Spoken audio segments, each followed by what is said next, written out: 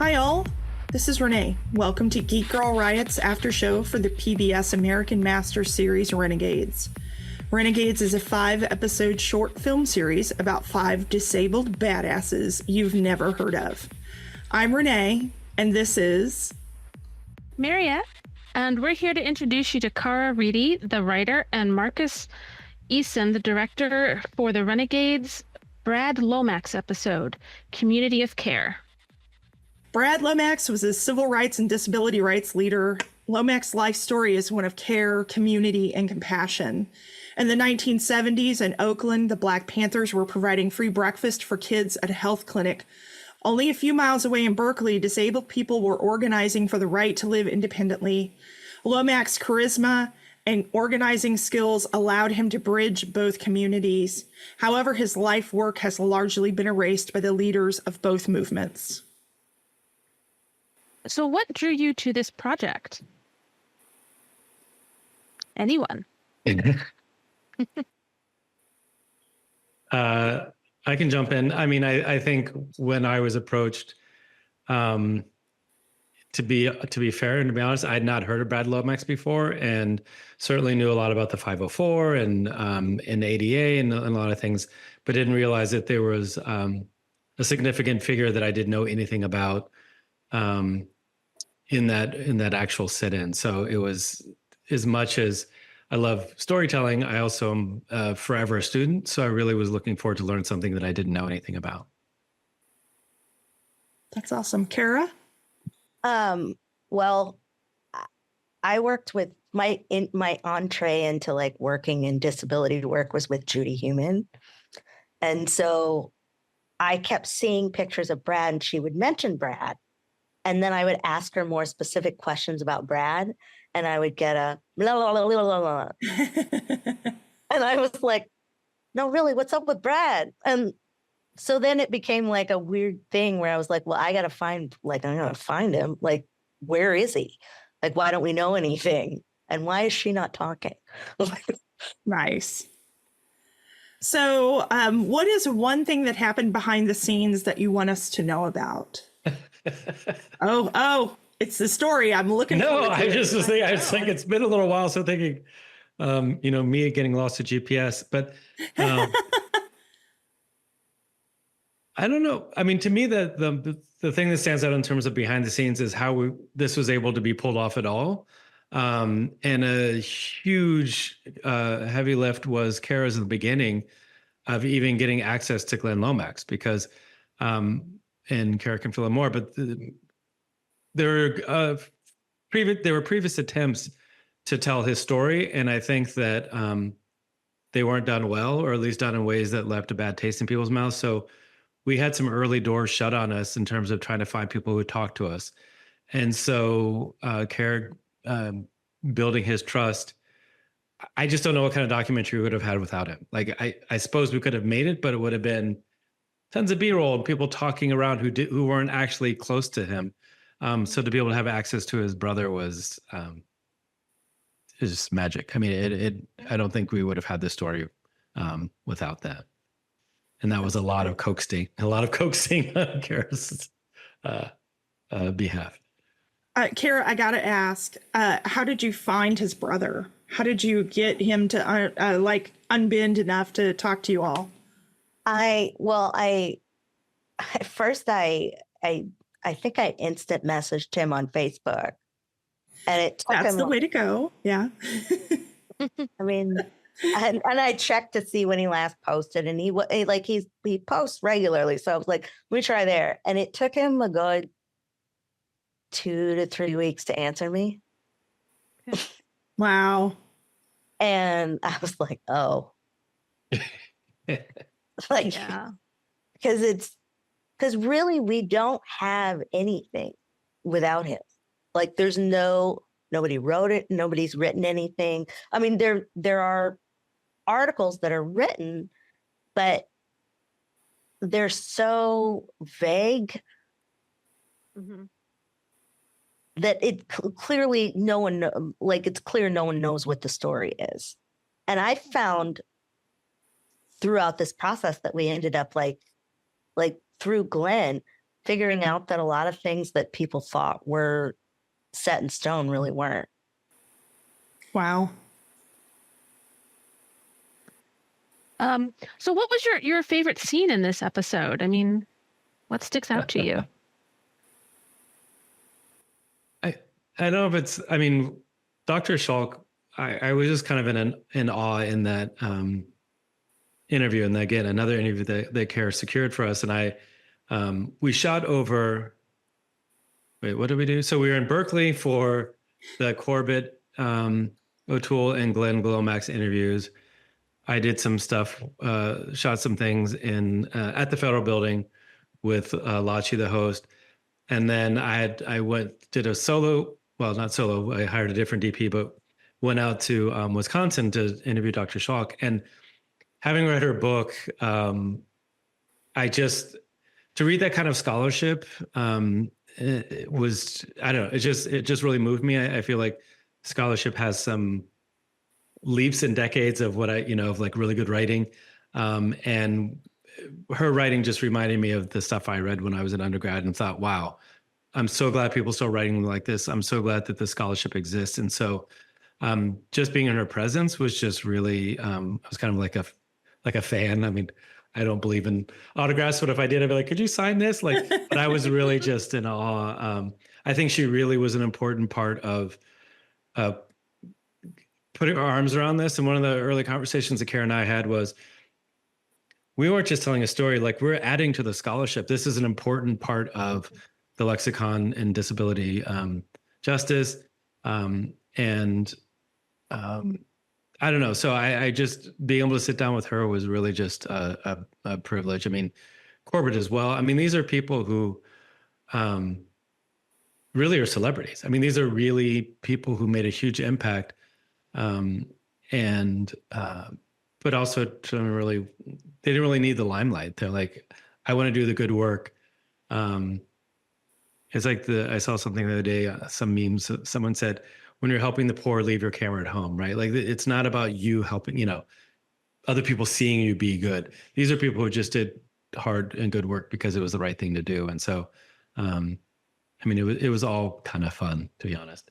This whole series really is a who's who of, disability rights activists and, just people who spoke up and were there in the beginnings of the disability movement. It's so interesting to see them talk. It's wonderful. I'm so glad you guys could include those people. Absolutely. So, Cara, here's the big question for you. How hard was it to find information about Lomax? Knowing that this man was so pivotal and so important, and to find that there was no information out there. How did you find the information? I just spent days and I became obsessed, honestly. I think Markus, sometimes I was like, and then I found this. I would at 4 a.m. and it would be like, just because we had if you look at all right, sorry, I'm going to start over because this makes no sense. I get so excited about telling this because it was a thing. But the biggest thing is we had no dates around where he was, when he was, and like the New York Times had some dates, but turns out they weren't right. And so I was using kind of like Glenn. I know I wore him out because we had 2 pre-interviews and they were both 2 hours long. And I just was like, no, when did this happen? No, when did this happen?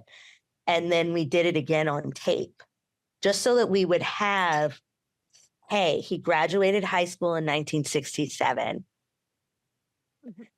He didn't go to college at Howard until 1968. Like, so that we could then like put markers on it, because then we had the FBI file too. That was also another really key. It documented his whole DC time. Oh, wow. And like, they'd be like, oh, at 4:00, he made a phone call to order gauze. Like it was, you knew what exactly, that was what was kind of magical, because I was like, no, I don't want, I didn't want him to be surveilled by the FBI. But also, now that he's gone and we don't know, because Glenn didn't know either, because Glenn was younger than him and was still in Philly. So when we see, you know, when your brother goes away to college, they don't tell you what they're doing. Oh, God, no. No. I mean, I guess you make it as an activist when you get an FBI file, but Well, it documented everything in DC, and then Berkeley, or Oakland. When they went to Oakland, we had Glenn again. Nice. What was nice was Corbett was able to give us all the history of what the disability rights people were doing at that time. Right. And set the scene there. So then we could kind of paint where he was and what it was like to go into that space. That's amazing. Cool. I can tell, like, I can feel the passion for this topic coming off of you. I really can. It's awesome. This is empowering. no. All I was going to say is I just feel like there's so little history written down for disability rights and disability justice. All these and we're losing people. And I'm passionate about that. I'm passionate about Brad, but I'm also passionate about, like, we need to hurry up and tell these stories. Judy's gone. Yeah. We missed her, you know? Right. Yeah. And so all of these people are going to go, and we're not going to mark it down, and no one's going to be around to like, Corbett's not going to be around to be like, no, that happened in 1977. Right. Yeah. That's amazing. Well, thank you so much for talking with us. This is great, and God, it is amazing. Renee is right about that. If you'd like to watch this episode, go to pbs.com and click on American Masters. The series name is Renegades, and the Lomax episode aired tonight. And thank you for tuning in to Geek Girl Riot's After Show.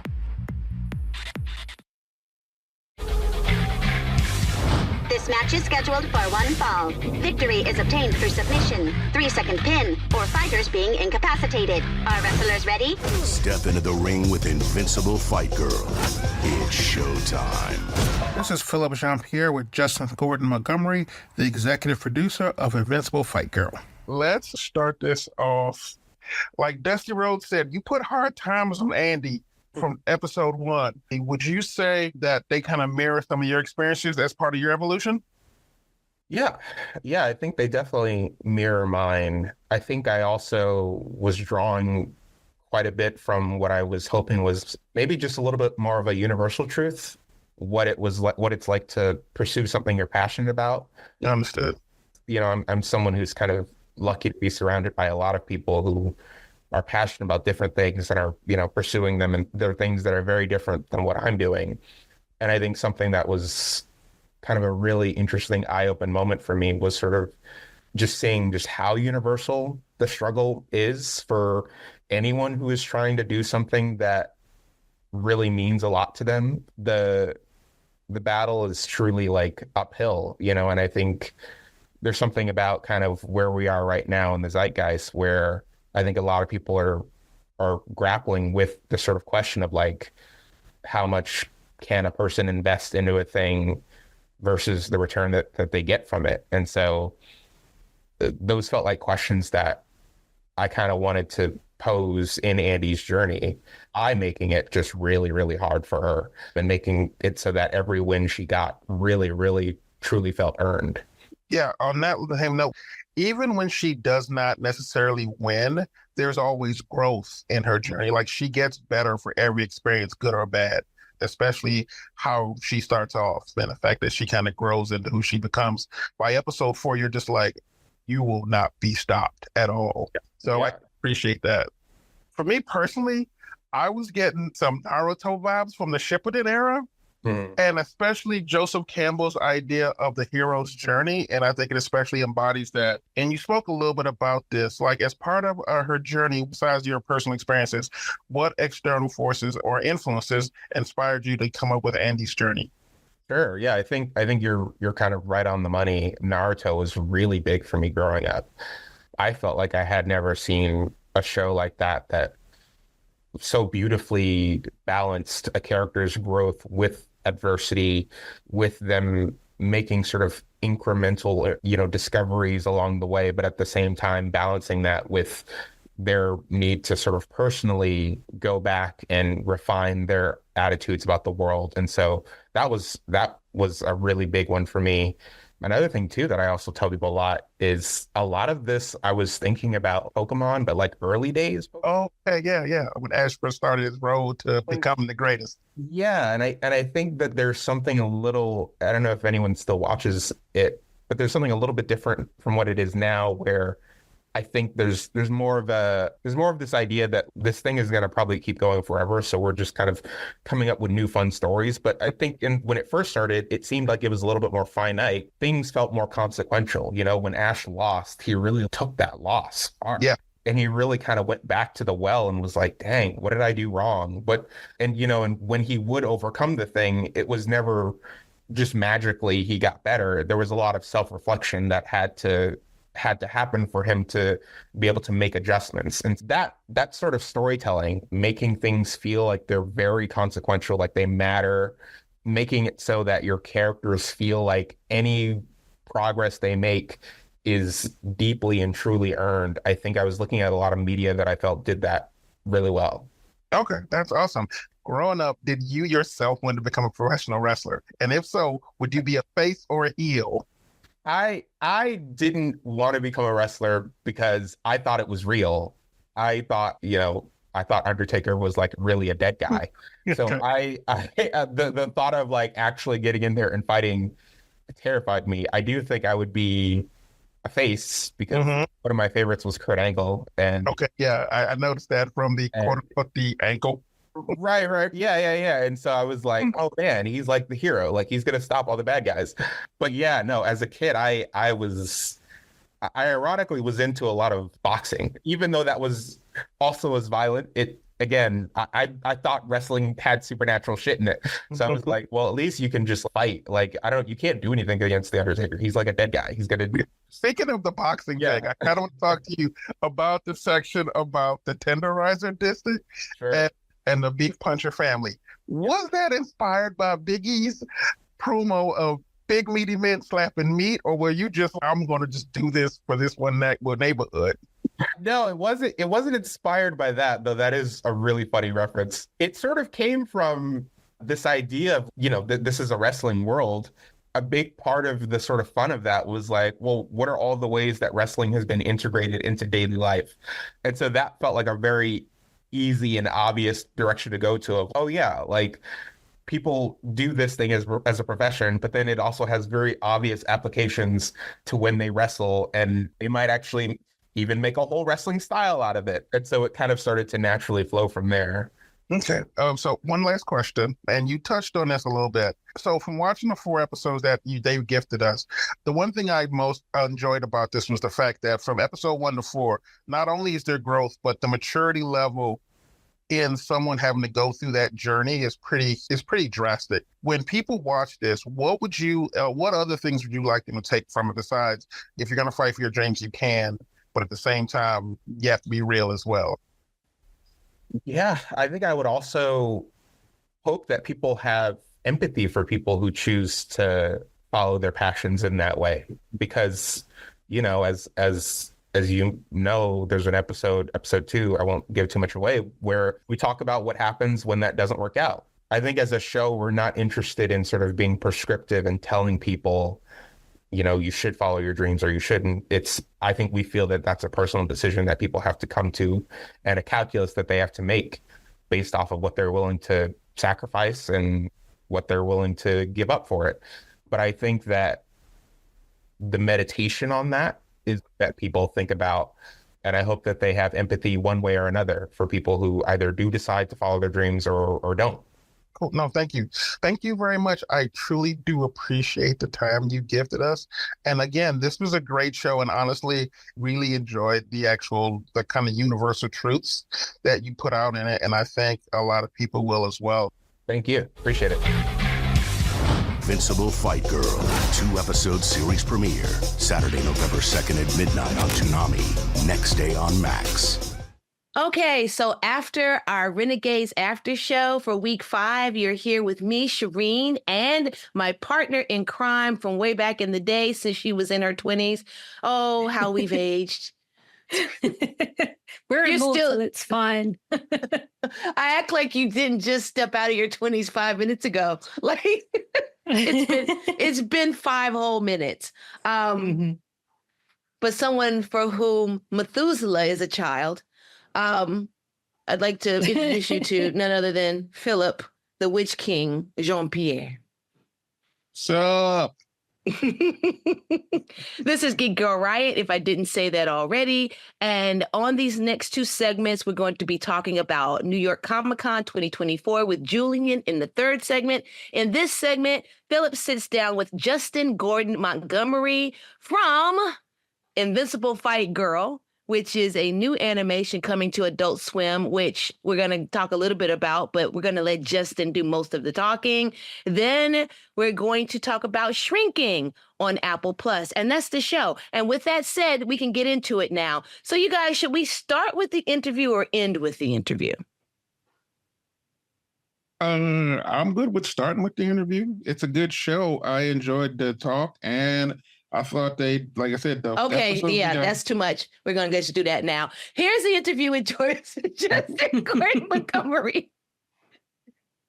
And we're back on Geek Girl Riot, and now I'm going to let Philip continue with what he was saying before you heard his talk with Juston Gordon-Montgomery, the executive producer of Invincible Fight Girl. No, it's a really good show, and honestly, it's something we haven't, I mean, we have seen it, but we haven't actually seen it presented in that form before. Okay, so let's tell them what it is. I will in a second. I'm getting there. Oh, Lord. So basically, it's about a girl with a dream about being a professional wrestler. Her entire family, quote unquote, was an accountant, and this dream she has is considered impossible. And this show takes her on a journey to becoming, ideally, the greatest wrestler in of all time.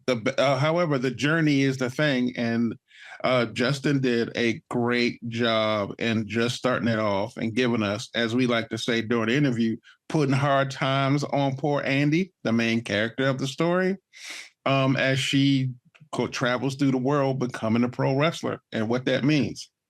Okay, so to give you guys just a little bit more on that, and because I didn't time out the show correctly, so I have no idea how much time we have. Alex, can you do the math for me? I need to stop talking at 7 minutes and 30 seconds, and we started at 26. So let me know when we get to the right place, please.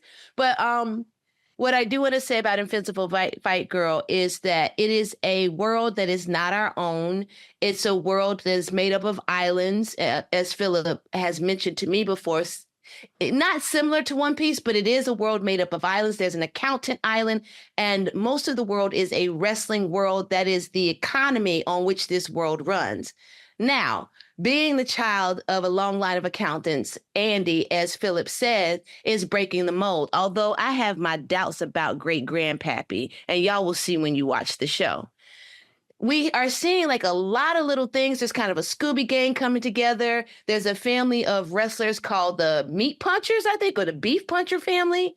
They remind you of Scott Pilgrim characters. It's a nice hodgepodge world. There's anthropomorphic animals in this world. And the biggest thing is that what it takes is a shonen anime and blends that together with a kind of fantasy quest. That's my word on that. And Alex, what did you think of this show? I really love how healing it is, you know, because Andy, she's a girl that's she's stuck in this little world, but she wants something more, you know, like she has this dream, this big, seemingly impossible dream. And when she decides to go for it, she finds support in ways she could never have expected. And just going to tease that, not going to suggest where all that help and support comes from, but what she finds along the way to help her power her dreams, I think is really beautiful to watch. Yeah, it is. And there's great fights, y'all. And they don't just deal with wrestling. There's grappling. There is MMA. By the time you get to episode 4, it's just a straight up MMA brawl, mixed martial arts for everybody. But they really do a great job in building these distinct characters who are recognizable archetypes. And yet Invincible Fight Girl does it their own way. Absolutely. Yeah, I was like, is this wrestling? But in their world, it is. It's fine. Just go with it. Philip, anything else you want to point out? Any things to look for as a wrestling fan? As a wrestling fan, honestly, there is shout outs to some great wrestlers that you'll see secretly. I won't say who, but when you start to see the first 4 episodes, you immediately know who his inspirations No, tell us were. who. You're not telling us what. Just tell us, give us a tease. Tell us who. Kurt Angle was probably one of the most blatant one. There's also some jokes about the big meaty men slapping meat jokes in there. I noticed that too. And although also could be Rocky. Could be Rocky. big meaty man slapping meat. Could be Rocky in the fridge. We talk a little bit about that in the interview, which you guys have heard. The other thing that, and this is a little bit beyond rep, but it is in wrestling, but it isn't that. Like in wrestling, sometimes your dreams don't always come true and you have to make decisions about that. So it's not always about winning or achieving a goal. Sometimes it's about understanding where you are in life and making the decisions that's best for you. And I think that's one of the healing parts that I enjoyed about it, because Andy doesn't always win. There are people in the show who you like a lot who didn't win at what they were supposed to do. And realizing that it's okay if you shot for something and didn't make it, but at least you tried. And I think in the end, that's one of the big things the show talks about. But also, and to your point, I think you're absolutely right. But also, shonen, you have to lose in order to level up. Somebody tell The Rock so he can figure out what went wrong with Black Adam. You have to be, a hero has to lose in order to go on their journey to level up, to become greater. And that's a part of what makes this show really cool, is her indomitable spirit, which is why it's called The Invincible Fight Girl. I do believe that show is starting this week, I think like really soon, 2 episodes on Adult Swim. And now, you guys, we've got to get into Shrinking. Shrinking is in its 2nd season, and Alex and I are big fans of soothing shows. We've talked to you about soothing tunes. We've written about soothing shows on our site. And so I had told, and we love The Good Place. We can't get Philip to watch it, which I think tells y'all where Philip is at in his journey. But The bad place. The bad place. But we love that show. Shows like Steven Universe. For me, Ted Lasso. Alex, what are some of your soothers? Oh gosh, Being Puppy Cat. That's a good one. Yes. Yeah, I don't know. You've got a lot of them down, I think. Okay. For me, also Phil, Adventure Time. Yes. Yes, by the way, look out for our Halloween list. We started with the witches with I'm a witch, bitch, bewitching is what I do. We've got a vampire list coming, and we're going to ghost you, so you understand what that is. So, Philip, what soothes you? Any soothing shows for you? Yes, Abbott Elementary. Perfect. Perfect choice.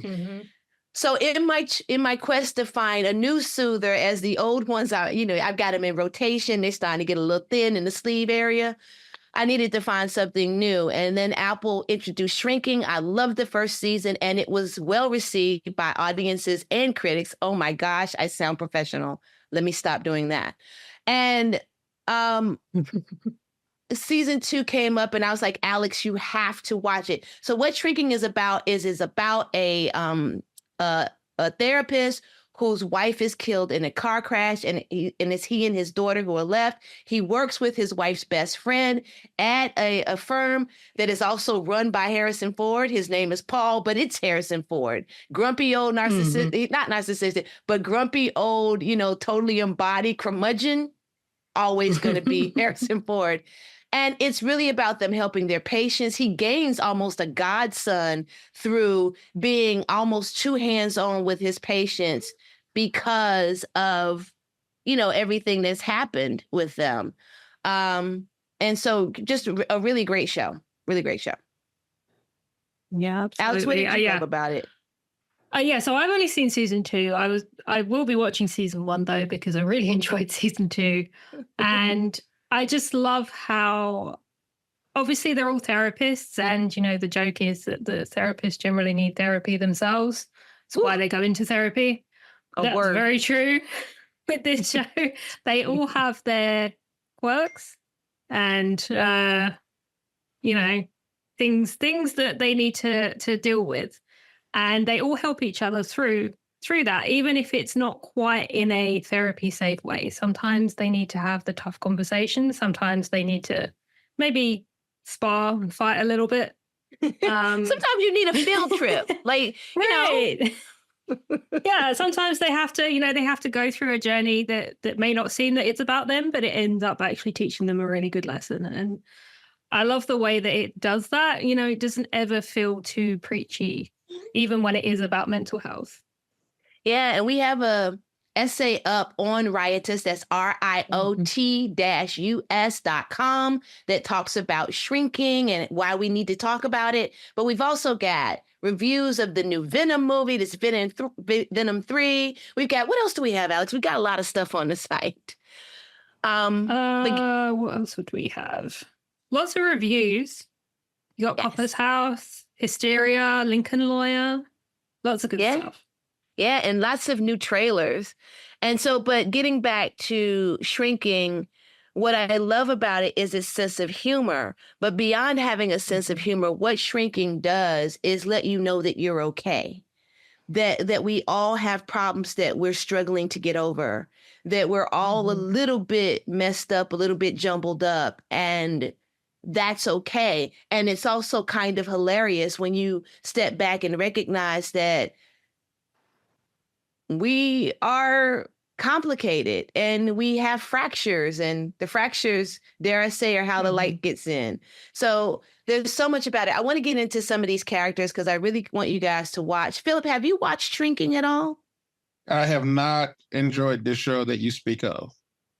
You have not enjoyed it, or you have not seen it? I have not seen it, which means I couldn't enjoy it. Okay. I'm sitting here chuckling like a deaconess in church because you are wild. Okay, so anyway, the thing about it is that, Alex, who was your favorite character? I'm going to start with you. Oh, no, I'm just going to go for the obvious one. I mean, it's going to be Harrison Ford. Because Paul. It's just Harrison Ford being Harrison Ford. I feel like that's what it is. It's like they were like, fans want to spend more time with Harrison Ford, like raw. And that's what they gave us. I just love that he gets to play himself. It's great. Yeah. He has the same comments that he has in interviews, except it's with this fictional character. Unwilling participant. Oh my gosh, right?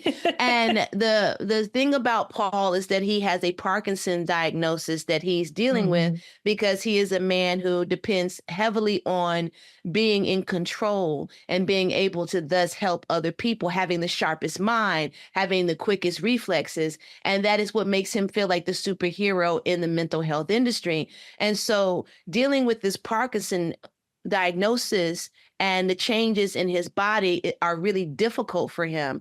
Also, he's finding out that he loves people and he hates that. And I think that that's what makes that character so juicy. Okay, so my favorite character, there's so many. I think that I will start with Sean. Because he's so lovely. Oh my gosh, like imagine if you could find a furry explosive weapon. You can cuddle with it, just don't set it off. And that's kind of what, and I didn't mean furry like furries. I'm sorry, a cuddly, just let's go with cuddly. I am reading I'm reading a furry novel, though. I'll tell y'all about that offline. Anyway, I want to stop, but I can't. So anyway, that's the really amazing thing about Sean is that duality. And when the main character, Jimmy, played by Jason Segel, meets him, he immediately sees this kind of bond, and in helping Sean, Jimmy is actually helping himself, so much so that in season 1, Sean ends up living in Jimmy's house, which is inappropriate. Y'all don't do that. Mm-hmm. but Sean also brings a lot to the lives of Jimmy and his daughter Alice, and Alice is struggling because her father was very absent after the death of her mother. So Alex, anybody else you got that you love? Well, kind of want to flip it to the opposite side and say Liz, who takes in Alice when Jimmy is struggling. She sort of has a big hand in raising Alice. And she is sort of the opposite of Sean because she's quite spiky on the outside. Like, she will come at you, but she's a total sweetheart on the inside. Like, she collects rocks. She will give you those rocks if she likes you. But if she doesn't like you, she's going to let you know. Oh, and I really love that she kind of helps to bring out the disagreements that the group have in order to deal with them. And I think she brings a really great dynamic to it. I think that our listeners already know that we as a group cannot resist found family. Mm-hmm. And so much of Shrinking is about that. And before we run out of time, we got to mention someone that Philip cares about deeply, and we all do, because she has earned the title of beloved, much like Harrison Ford. Our beloved Jessica Williams plays the character of Gabby, and she is perfection. She's She-Hulk if She-Hulk was a therapist. And this is how you want to do it. She's tall, she's beautiful, she's whip smart, and she uses her career to do great things. But Philip, she also wears the sexy dresses, and she's sex positive. She will bang your back out while fixing your brain. And I think we can all appreciate that. Thank you, Jessica Williams. Brava, bravis. Cheers to you. So we've only got like about a minute left in our segment, and we've told you why you should watch Shrinking. Get on that immediately. But I'm going to give about 30 seconds to Philip to say whatever you want, because it's always funny. Actually, a minute and 30 seconds. So have at it, bro. I'm just going to wait for Invincible Fat Girl to come out. Shrinking sounds lovely, but I'm a pass. I did not ask you that. And I'm going to erase that when this show happens. I said you can say whatever you want. Yes, he did actually say watch it. I said say what you want, bro, and you wasted all of this time to talk about how you're not going to watch Shrinking, which no one cares about. Use your time wisely. You have a minute. I'm just saying, Shrinking sounds like a very fun We don't want to talk about Shrinking. Talk about whatever you want to talk about. Was there some good wrestling? Was there a good book, bro? And then I'm gonna keep pushing Invincible Fat Girl. By the 4th episode, you're gonna be in your feelings. You're gonna be in your feelings hard. Okay, your boy's useless. Alex, you used time. We got 30 seconds, 30 minutes. The other things I'm looking forward to, based on a true story, season 2 is coming real soon. We've got Kiki Kwan is coming to be, Love Hurts? He's gonna be an action star. Oh my God, so many great Asian-led, twisted rom-coms. That's Kiyu Kwan and Ariana DeBose and our beloved Marshawn Lynch. Yep, and then we've got Interior Chinatown coming, which is Jimmy O Yang and Ronnie Chang and Chloe Bennett. And we're done. Stuff. This has been Geek Girl Riot. Alex will come back soon. You're on segment 3 of this episode of Geek Girl Riot, where we've been talking about the Invincible Fight Girl, which we all loved. Julian's going to get into that shortly. And we, of course, had our 5th after show of Renegades. And coming up soon, I have an interview with Al-Mohamed and Lachi from Renegades. But now I'm going to sit here with my good friend, Julian. Hi. Hello. And we're going to talk about New York Comic-Con 2024, which you covered for both Rioter / Geek Girl Riot and for The Beat. So get into it. Okay, so New York Comic Con was 2 weeks ago at this point, even though it feels like it was yesterday because my leg still hurt. It is a convention that is for the public 4 days, Thursday through Sunday, and they've added a new professional retailer day on the Wednesday before Thursday. It's a lot of people. Usually, I think New York Comic Con averages now close to over 200,000 people, maybe 220 by the way they count people. Is equal in size to San Diego Comic Con, which I also went to this year.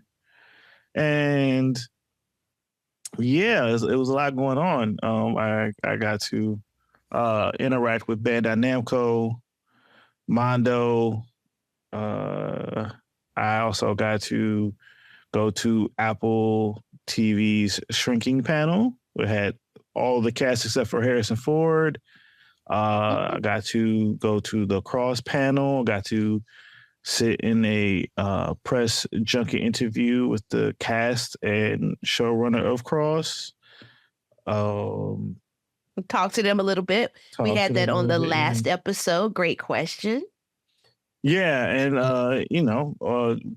probably spent too much money, stood too much, saw a bunch of comic book people, went to industry parties where I didn't say anything to anybody, and I'm back, and it's over, and it's chaotic. I've been going chaotic since the beginning. Good, like chaotic good, chaotic evil, chaotic neutral. Yeah, it's just neutral because I guess it depends on you which direction you want to go. But okay, you gotta give be me built your for this. highlights. Aren't you though?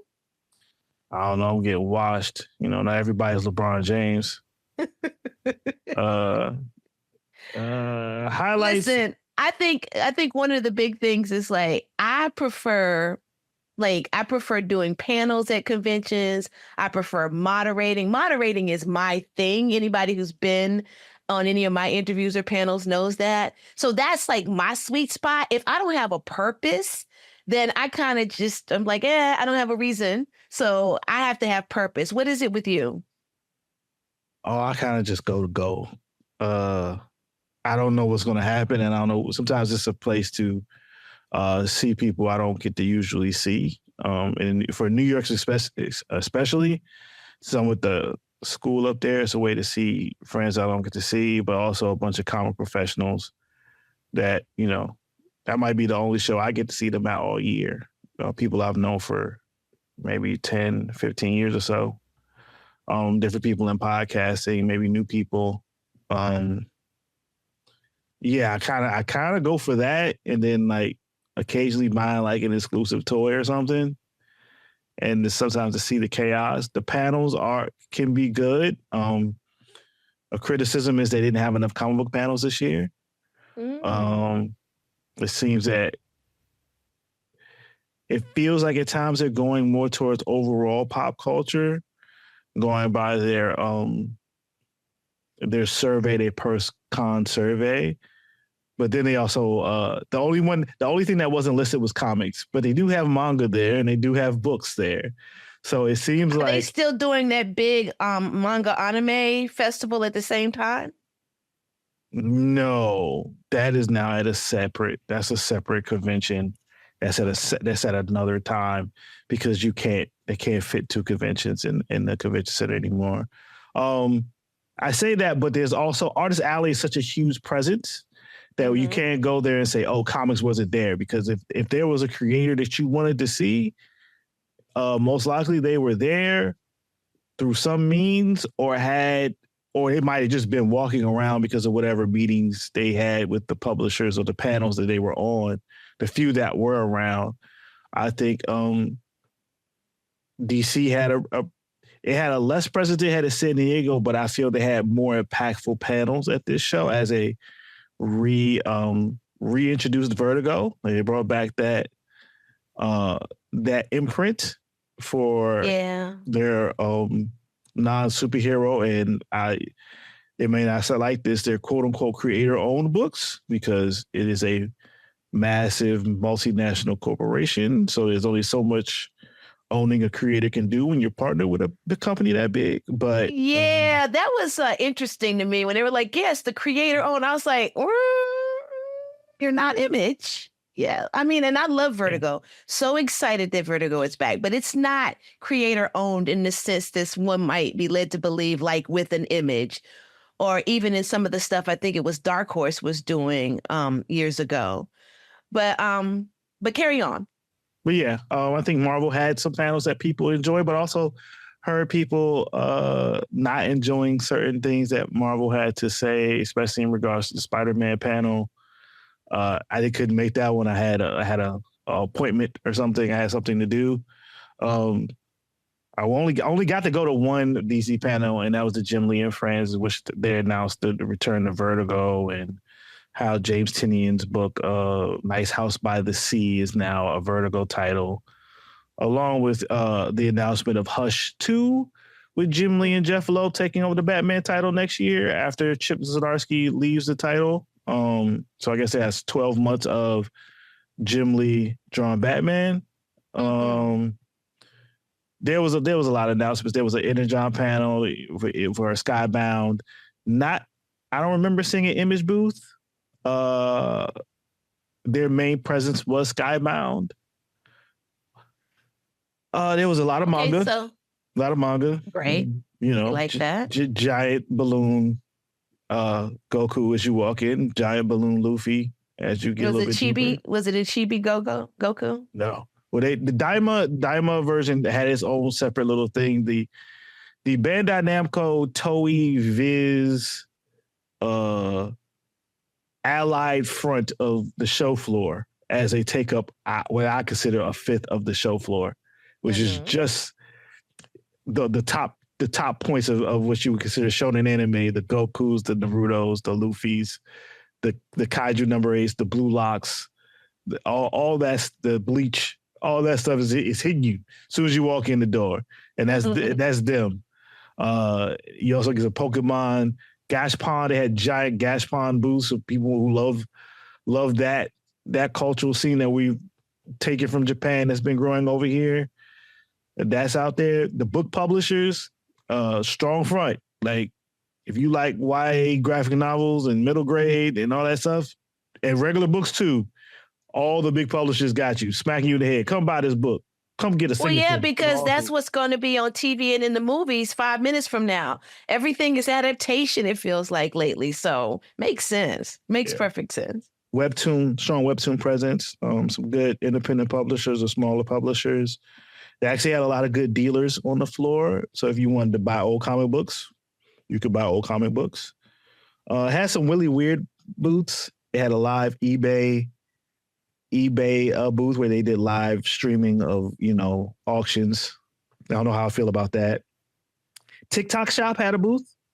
Kind of weird to see TikTok having a booth. That shop is blowing up. Yeah, and Ryobi Power Tools had a booth. For real? That's for fixing your cosplay. And I was like, this seems like a Home Depot.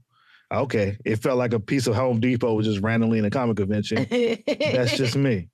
But a lot of people have some really incredible builds on their cosplay. So I think it's That's true, but good tie-in. Yeah, I guess it did look like a display from Home Depot. So okay, they should have dressed it up better. Okay, they should have put some fantasy on it, some anime manga vibes on it. I got you. Maybe. I got you. Okay, so tell me you're creative. I think what a lot of listeners should know about us, depending on how long they've listened, is that both of you and I hold art degrees in visual arts.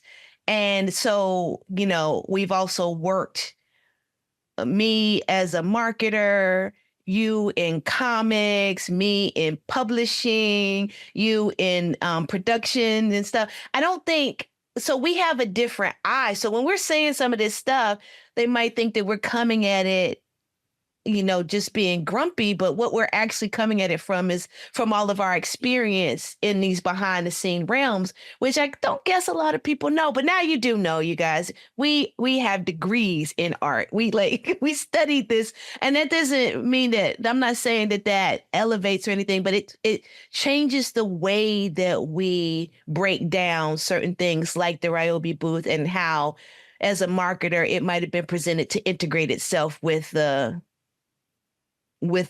floor at New York Comic Con. So I just wanted to get that in to explain, Julian. Please carry on.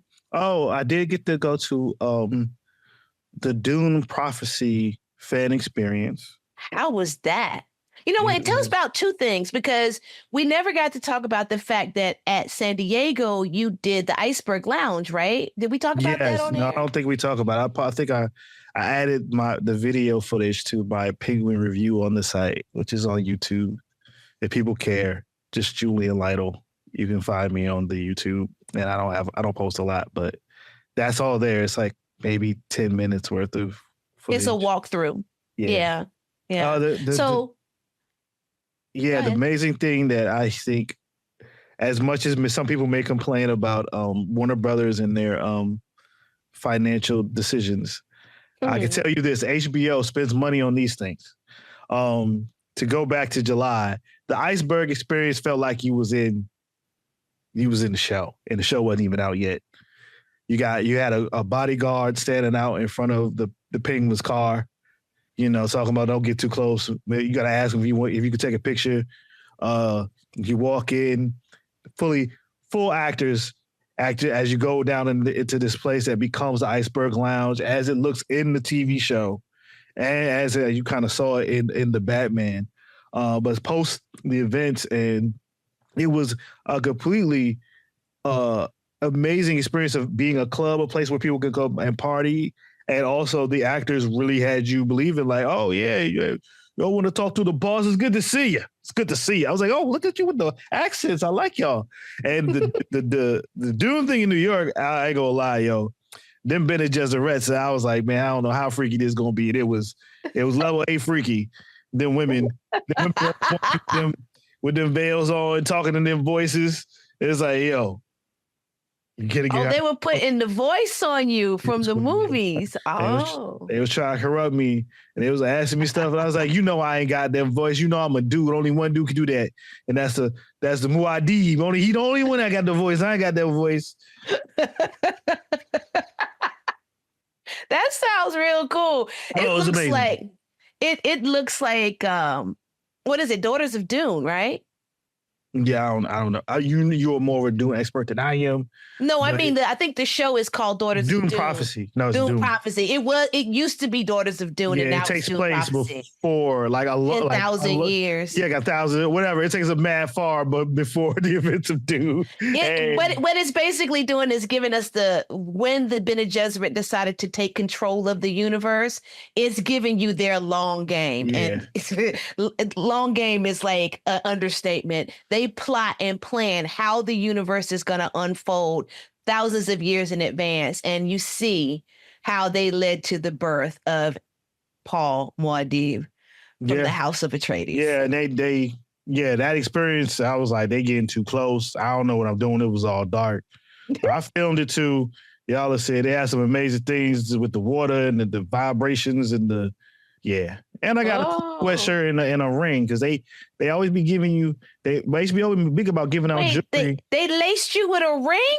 Yeah, I don't even know what the ring means. I don't even know if I want to have it. They gave me a bracelet at the Iceberg Lounge. They made a bracelet. I need pictures. All right, we got 30 seconds. Close me out. New York Comic Con was fun. Maybe if you interested, think about coming next year. That's it? I still got time on the clock. That's it. Well, I gotta be under time. I'll try to be safe. Well, anything major from Shrinking in the last 10 seconds? We talked about Shrinking on the show. An amazing cast. They were very cool to see them on stage interacting with laughter. And Jessica is very fine in real life. That's it. That's the show.